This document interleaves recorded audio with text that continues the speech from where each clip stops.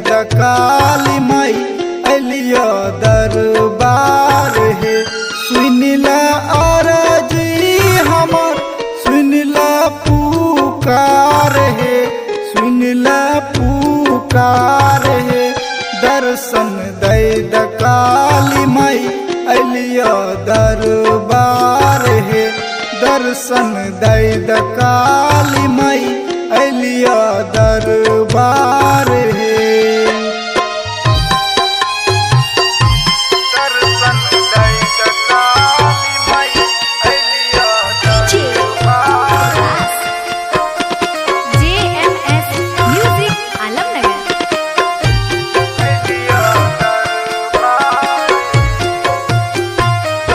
साल में एक बार आबही हमर गाँव है, के ना कह पाबो दिल के आपन हाल माई है।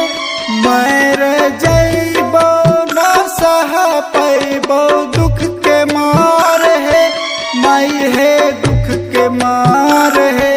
दर्शन दे द काली माई अलिया दरबार है। दर्शन दे द काली माई अलिया दरबार है।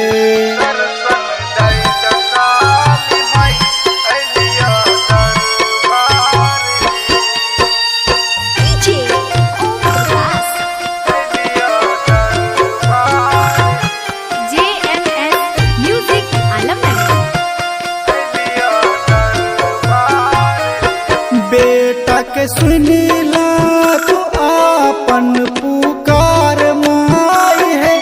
सुभाष अंजन के करला बिनती स्वीकार माई है। लालू बादल पे कह दो उपकार माई है, उपकार माई है।